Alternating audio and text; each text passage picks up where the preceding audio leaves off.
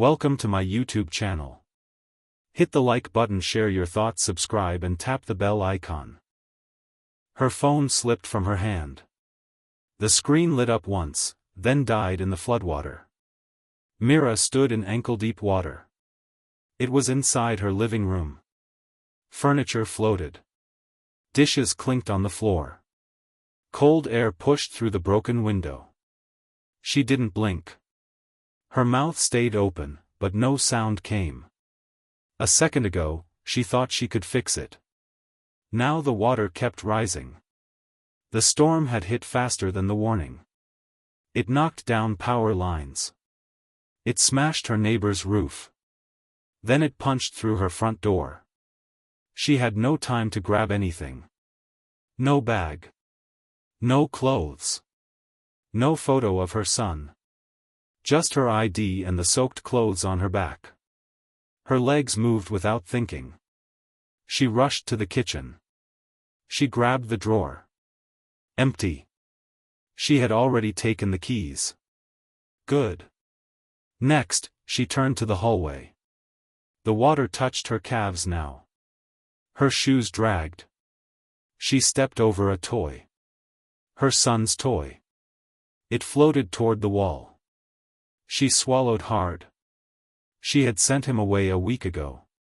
Thank God. He was safe with her sister. But her home wasn't safe anymore. It didn't feel like a home. She reached the door. It wouldn't open. The lock had jammed. Water pressure held it shut. She kicked it once. Twice.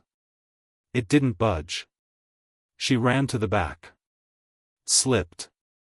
Hit her elbow. Cursed. Her hand found the door handle. She pulled. The door opened, but the wind pushed back hard.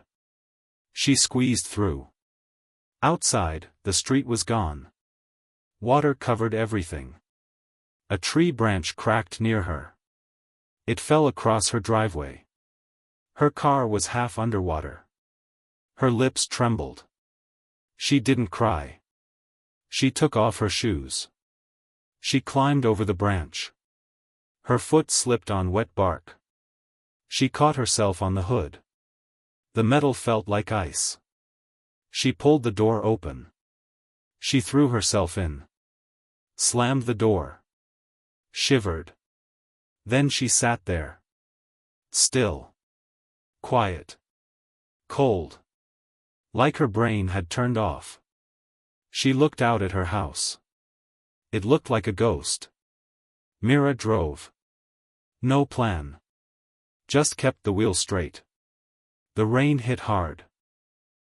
Her fingers gripped the steering wheel tight. Her mouth stayed shut. Her breath fogged the window. She didn't turn on the radio. She didn't need more noise. 20 minutes later, she parked. The shelter had light. She saw people outside. Wet. Scared. Like her. Inside, it smelled like wet socks and instant noodles. A woman handed her a blanket. A man handed her a form. She sat. She stared at the page. Name. Age. Address. She stared harder. Address? She had no address now. She left it blank. That night, she curled on a mat. She didn't sleep. She stared at the ceiling. She had lost her home. She had lost her job too. The office was downtown. The storm swallowed it before her. She had nothing. Next morning, she looked at her phone. Broken. No one called. No one would. Except her boss. The name popped into her mind like a curse. Mr. Rourke. The cold man with perfect suits. He hated when she came in late. He once told her she had emotions like wet laundry. She had worked there for 4 years. He never learned her son's name. She looked at the cracked phone again. She laughed under her breath. He probably didn't even know she was gone. She stood up. Pulled the blanket tight. Then she heard her name. Not in a whisper. Not in her head. A man stood at the door. Dry clothes. A tight jaw. "Is Mira Thompson here?" he said. Every head turned. Her heart dropped. She stepped forward. The man nodded. "Mr. Rourke sent me." Her knees almost gave in. He handed her a phone. A voice came through. It was cold. Sharp. "Get in the car." Then the line went dead. Mira hesitated. Her feet felt frozen. She stared at the man who had just spoken her name. He looked out of place in the shelter. Everyone else wore blankets or second-hand coats. He wore a pressed jacket. His shoes didn't have a single drop of mud on them. He held out the phone again. "You heard him," the man said. She took it.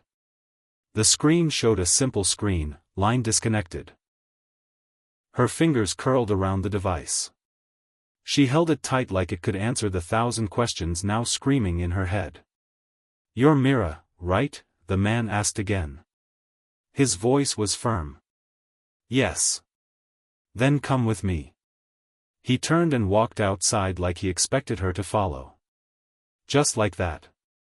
No explanation. No reason. She looked around. No one stopped her. People went back to their corners, to their blankets and their grief. One woman looked up. She gave Mira a soft nod, like she was saying take the chance. So Mira moved.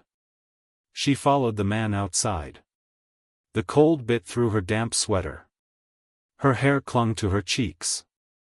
Her body was tired, but her mind had questions now. And she needed answers. A black car waited at the curb. It had tinted windows. Clean tires. It looked like something from a different world. The man opened the back door. He didn't speak again. He just waited. She got in. The door clicked shut. Warmth hit her skin. The heater was on. The leather seat felt like a gift. But her stomach twisted. She didn't feel safe. She felt watched. The man slid into the front seat. Then silence. He didn't drive. He didn't speak. Then Mira heard a soft buzz. A panel slid down between the seats. And there he was. Mr. Rourke. Sitting across from her in the back of the long car. Not on the phone.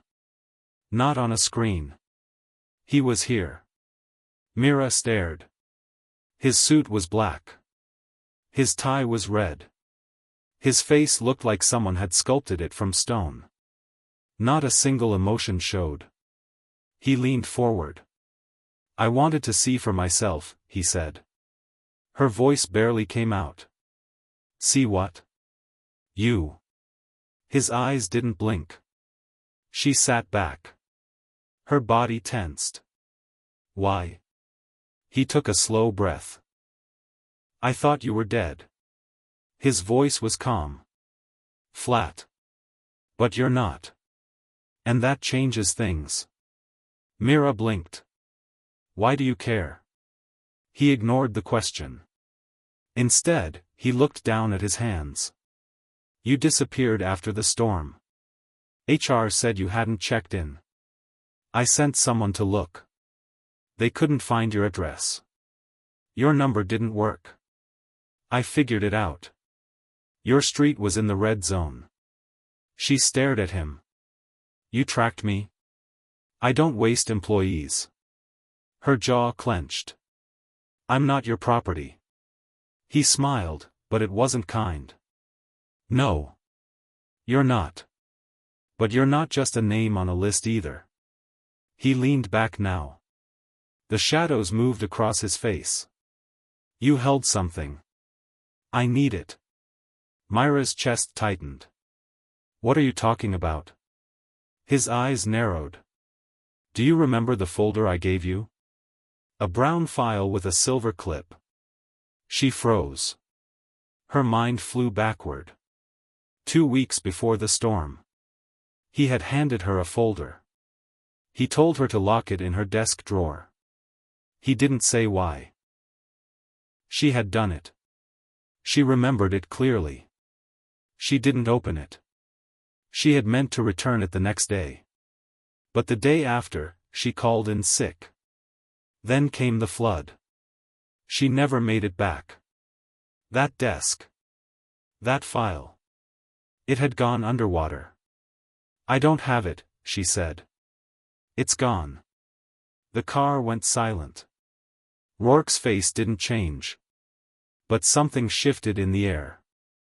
Like pressure. Like danger. You sure? Yes. He nodded slowly. Then we have a problem. She crossed her arms. Not my problem. He looked out the window. Then he turned back. What's your plan, Mira? Go back to the shelter? Eat soup and sleep on mats? She didn't speak. He kept going. I can help you. A place to stay. A fresh phone. Clothes. Privacy. She narrowed her eyes. And in return? You find the file. It's underwater. He raised a brow. People dig up things from war zones. A file isn't impossible. Mira felt her hands clench. She hated his calm voice. His control. But a bed. A hot shower. A phone to call her son. Those things whispered to her. Still, she asked, why is that file so important? He didn't answer. She waited. Nothing. I'm not a pawn, Rourke. No, he said. You're a survivor. That's why I'm here. The car moved. The driver took a turn. Mira looked out the window. The shelter vanished behind them. The streets looked cleaner here. Street lights worked. Stores had lights on. The storm hadn't touched this side of town. Soon they pulled into a gated driveway. A small house stood there. It wasn't fancy. But it looked solid. Safe. Rourke stepped out first. She followed. Inside, the lights came on. The place smelled new. No dust. No water. No noise. He handed her a phone. It's untraceable. He pointed to the bedroom. There's clothes. A bag. Food in the fridge. Then he turned to leave. She stopped him. You're not staying? No, he said. But I'll call. She stepped forward. What's really in that file? He looked her straight in the eyes. You really want to know? Yes. He paused. Then you'd better find it. Then he walked out. The door clicked shut behind him. That night, Mira didn't sleep much. She showered. She changed. She ate a whole can of soup. She called her sister. She cried when she heard her son's voice. Then she opened the phone's map. She searched for her office building. It was still closed. Flooded. Marked with yellow tape. But she stared at the image. She knew every corner. Every floor. She pictured the third floor. Her desk. The drawer. The folder. It might still be there. She had to go back. Next morning, Mira dressed in plain jeans and a gray jacket. She tied her hair. She packed snacks. She walked to the bus. The driver didn't ask questions. The city was still broken. But the buses ran. She got off 5 blocks away from the office. The building stood like a wounded giant. Glass cracked. Water stains on the walls. Police tape hung on the side door. She walked fast. She ducked under the tape. The floor inside groaned. She stepped through puddles. Her boots squeaked. Upstairs, the hallway smelled like mildew. Her old cubicle was still there. She bent down. The drawer was stuck. She yanked. It came loose. Nothing inside. Just a paperclip and 2 pens. She cursed under her breath. She searched the others. File folders. Notes. A mug with her name. No brown folder. She checked under the desk. Nothing. Then she looked up. Her locker. It was down the hall. She ran. Opened it. Her coat. An old notebook. Tissues. A half-eaten candy bar. Then she saw it. Tucked behind the lining. A brown corner. She reached in. Pulled it out. A brown folder. Silver clip. Soaked, but intact. She turned it over. One word was written in red ink. Cipher. She froze. That wasn't an HR file. That wasn't payroll. She opened it. And her mouth went dry. Myra's hands shook as she held the brown folder. The silver clip slid off easily, but her fingers hovered over the pages for a moment before she opened it. The paper was thicker than regular office stock, heavier, and the edges were slightly curled as if the file had been handled roughly before being hidden. The first thing that caught her eye was the word at the top of the first page, cipher. It was written in large, bold red ink that seemed to burn into her mind. The rest of the paper was a mess of scribbled numbers and letters, the kind of chaotic jumble that could have been a code or encryption. Nothing made sense. It looked like something from an intelligence agency, something so deep and so far from her daily work life that she couldn't fathom why it had been in her desk. Her heartbeat quickened as she flipped through the pages. The more she looked, the more the images in front of her blurred. There were charts, graphs, and sequences. At first glance, it seemed like a confusing mess, too many numbers, too many lines, and too many strange symbols. It looked like a puzzle, but one she had no idea how to solve. Mira put the file down on the desk, her mind racing. This wasn't something she had ever signed up for. Her job had been simple enough, office manager at a tech company, handling scheduling and some basic paperwork. She had no business dealing with whatever this was. It was a world that felt miles away from her reality. She stared at the paper again, but the numbers began to feel like they were shifting in her vision. Was it possible that the storm had done something to her mind? She rubbed her eyes and stood up, pacing around the small office space. The room felt smaller now, the walls closing in as if the weight of the file had somehow grown heavier. The sound of the door opening behind her made her jump. Mira spun around, her heart pounding in her chest. A man stood in the doorway. He wasn't the man from the shelter, nor was he Mr. Rourke. This man was older, with a suit that seemed too old-fashioned for the modern building. His hair was salt and pepper, and his eyes were a deep shade of gray. His presence felt ominous, like a shadow looming over her. "I didn't think you'd come back here," the man said, his voice low and gravelly. Mira didn't move. Her feet felt glued to the floor. "Who are you?" she asked, her voice trembling despite herself. The man took a step forward, his eyes scanning the room, taking in the mess of papers, the water stains on the carpet. "I'm someone who knows what you've found," he said. Her breath caught in her throat. "What do you mean?" He didn't answer right away. Instead, he took another step closer, his gaze moving to the file on the desk. He didn't look surprised to see it there. In fact, his expression was almost resigned, as if he had been expecting it. "You've opened Pandora's box, Mira," he said, his voice cold.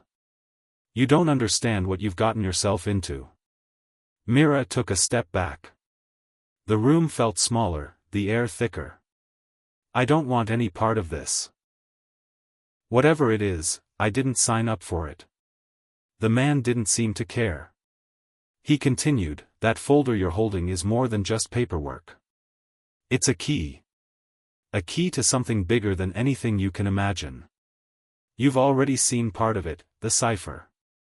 Now, you need to understand what it really is.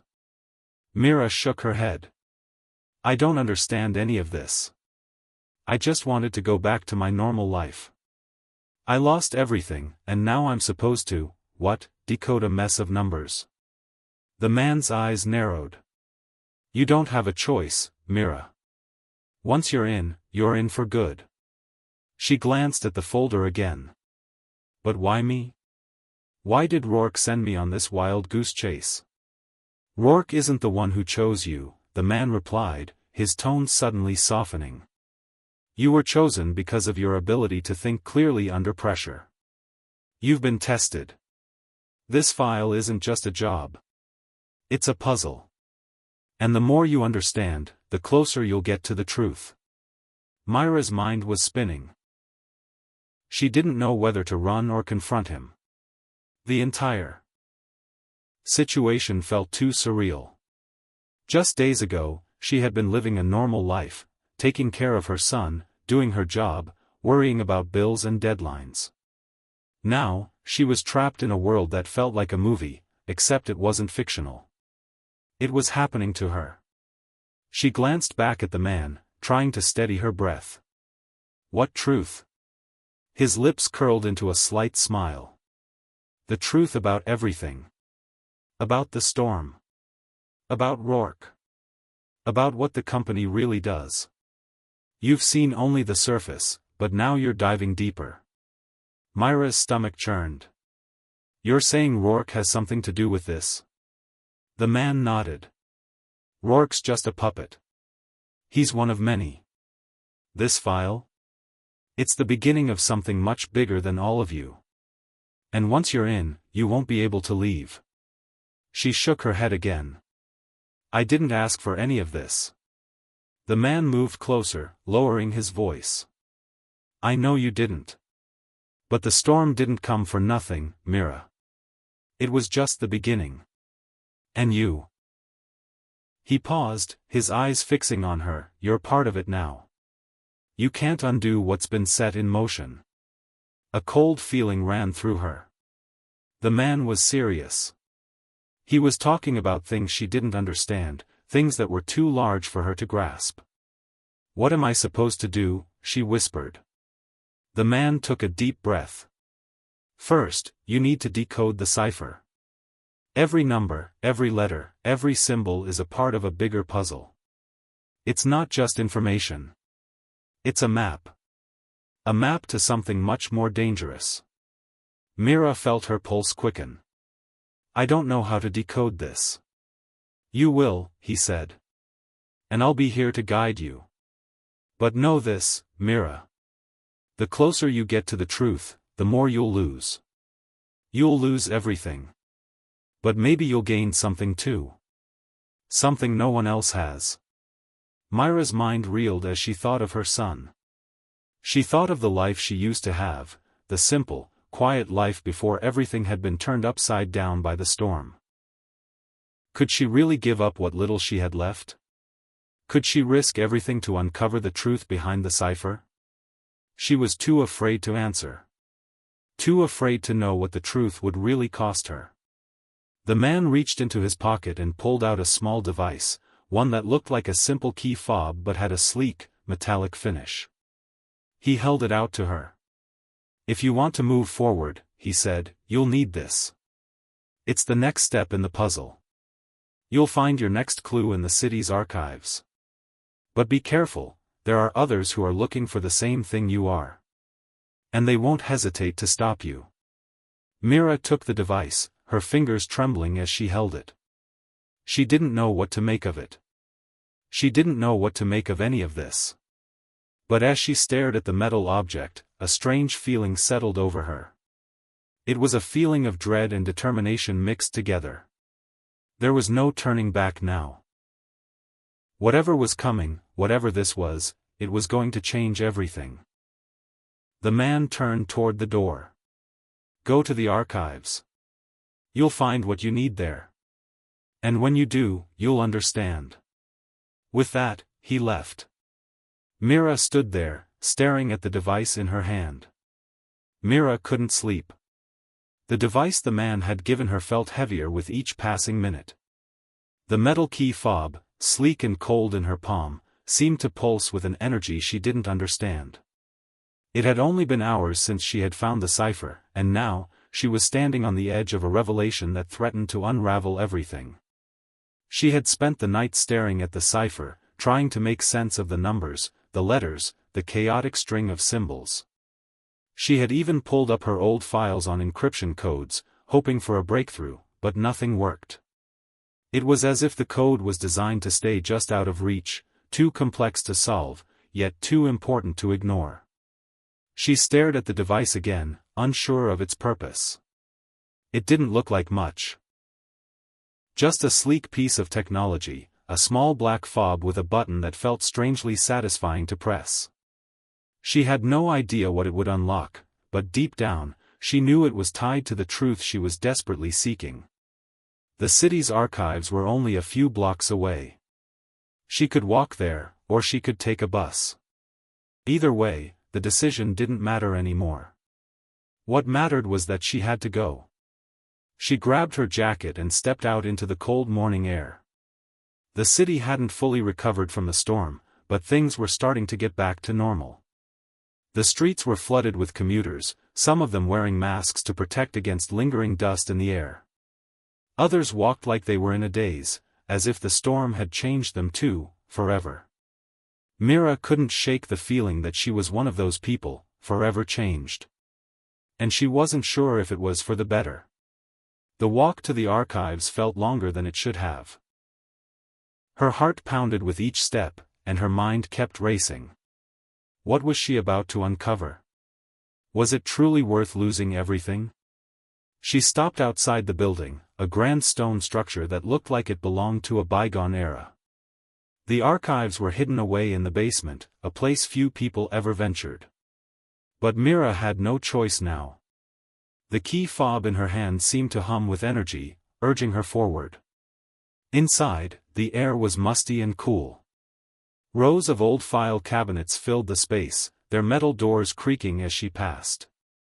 The dim light from the overhead bulbs cast long shadows, making the place feel eerie, abandoned. It was the kind of place where secrets could be hidden forever.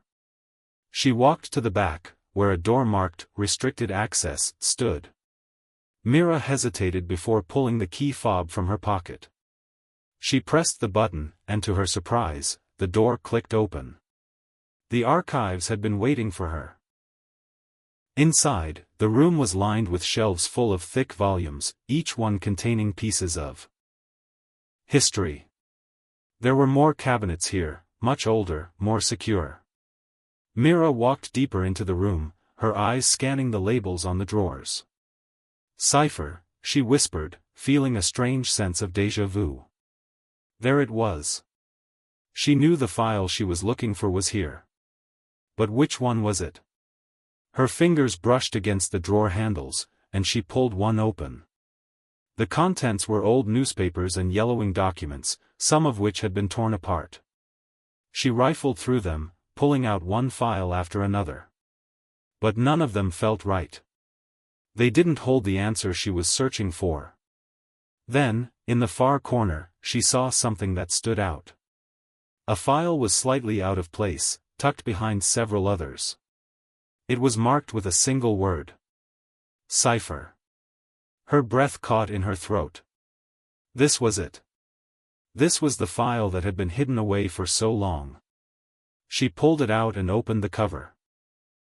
The first page was similar to the one she had found earlier, filled with cryptic symbols and strange, seemingly meaningless words. But as she flipped through the pages, she found something that made her stomach drop. A list of names. Dozens of names, some of them crossed out. Others had dates beside them, some dates from years ago. And there, at the bottom of the list, was her own name. Her hands trembled as she read the next page. It wasn't just a list of names, it was a list of people who had been tested, manipulated, and ultimately discarded. People who had been a part of a larger scheme. Mira wasn't just caught in the middle of something, she was a part of it. And worse, the storm had been no accident. The destruction, the chaos, it had all been orchestrated. Her mind reeled. What was this? What had she gotten herself into? She turned the page, desperate for answers, and there it was. A photograph. It was black and white, grainy. But she recognized the people in it. Her old boss, Mr. Rourke, stood at the front, flanked by several others she recognized from the company. Behind them, a figure stood, partially obscured by shadows. A woman. Mira squinted at the photo. The woman was smiling, but the smile didn't seem real. It was too wide, too forced. And the more Mira stared at the photo, the more something about the woman seemed familiar, too familiar. It was her. Her breath caught in her throat. The woman in the photo was her. She couldn't believe it. It didn't make sense. How could this be possible? What was going on?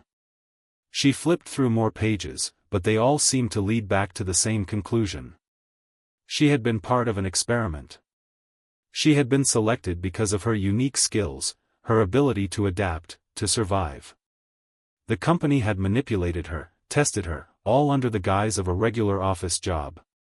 The storm had been their final test, a way to see how far they could push their subjects before they broke. But Mira hadn't broken. She had survived. And now, she was left with the truth. The last page held a single line, written in neat, precise handwriting. Everything is connected. Mira's mind raced as the words sank in. Everything. The storm, the cipher, Rourke, the company, it had all been connected. But connected to what? What was the endgame? She slammed the file shut. She couldn't think about it anymore. The pieces were too scattered, too incomplete. But one thing was clear, she couldn't let it end like this. She couldn't let them control her life any longer. Mira closed the file, slipping it back into the drawer. She had to make a choice. She could walk away, try to forget everything, and live the rest of her life in fear. Or she could confront the people behind it all, Rourke, the company, and the dark forces that had been manipulating her every move. Her decision was clear. She wasn't going to run anymore. Mira left the archives, her steps firm and determined. She had no idea what the future held, but one thing was certain. She was no longer a pawn in their game. The cipher had unlocked her mind, and now, it was time to fight back. As she stepped out into the daylight, a new strength surged through her. She was ready for whatever came next. But one thing haunted her: what would happen when Rourke found out she was still alive?